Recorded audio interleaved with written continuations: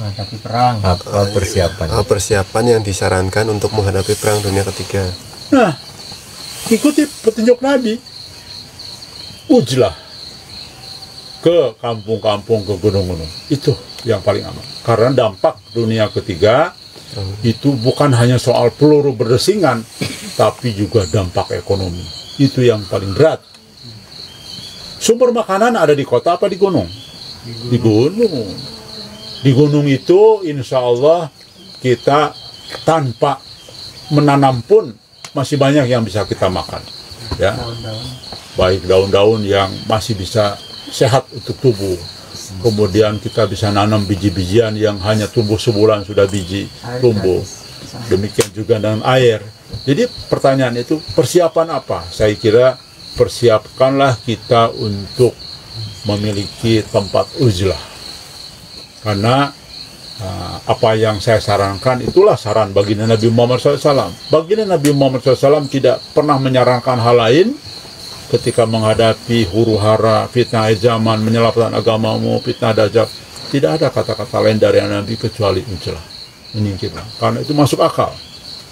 Saya kira itu sarannya. Karena dampak dari mahlamah kubro itu pasti ke ekonomi, ke distribusi tentang makanan, dan sebagainya. Dan tentu banyak negara-negara lain yang terlibat perang tidak lagi berpikir pertanian, tapi berpikir membeli persenjataan, menyiapkan persenjataan, sehingga program pertanian pasti terabaikan. Dan inilah multi efek yang akan luar biasa terjadi. Ya, saya kira itu jawaban saya. Ada lagi? Tidak ada? Ada. Apa? Apakah Muhammad Qasim mengaku Al-Mahdi? Apakah Muhammad Qasim mengaku Al-Mahdi? Justru marah. Terus bukankah dari segi usia Muhammad Qasim sudah nggak cocok dengan kabar tentang Imam Mahdi? Justru cocok dengan usianya, sangat cocok, presisi dengan hadis. Jangan lupa, kemunculan Al-Mahdi itu ada 3 di dalam hadis. Pertama dalam usia 30-40 tahun, muncul pertama kali. Justru pas Muhammad Qasim muncul di TV, wajahnya jelas, oh ini Al-Mahdi itu. Ketika mendekati usia 40 tahun, tuh cocok dengan hadis pertama. Hadis kedua, muncul lagi usia 51-52 tahun. Insya Allah, itu tahun 2027-2028, Al-Mahdi akan dibayar. Yang ketiga, Al-Mahdi muncul lagi di usia 60 tahun, 61 tahun dalam hadisnya ya. Kemudian cocok insya Allah itu perang menghadapi Dajjal. Jadi justru presisi dengan Qasim.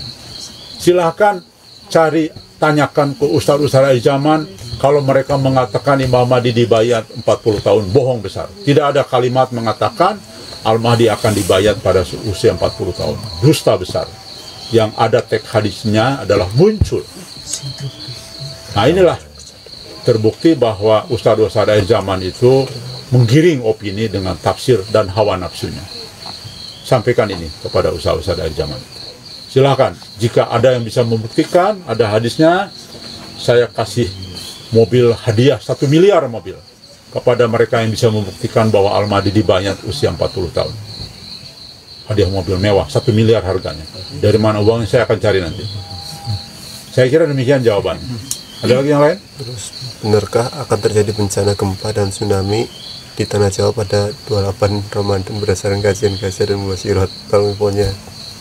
Apakah nanti akan ada bencana besar ya dan tsunami di Tanah Jawa pada 28 Ramadan? Oh, ada berapa Ramadan? Begini. Berdasarkan kajian. Tsunami dan bencana alam tidak bisa persis diprediksi tanggalnya. Jadi kalau ada orang mengatakan tanggal, itu dusta. Bahkan saya membaca pernyataan-pernyataan BMKG saja yang dihitung secara ilmiah tidak bisa menjadwalkan. Itu namanya menjadwalkan bencana. Hanya Allah yang Maha tahu, karena bagian daripada gaib, hal-hal gaib bencana.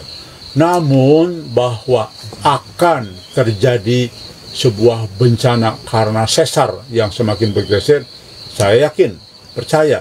Tetapi kalau sudah menyangkut tanggalnya, jangan percaya, karena itu lebih kepada insya Allah mungkin menyesatkan kita, ya. Jadi tidak benar kalau ada informasi bencana itu sampai dengan tanggal-tanggal tertentu ya mencantumkan. Yang jelas kaitan dengan Ramadan ini memang itu satu tanda pemunculan Al-Mahdi, di mana akan terjadi gempa, gerhana ya.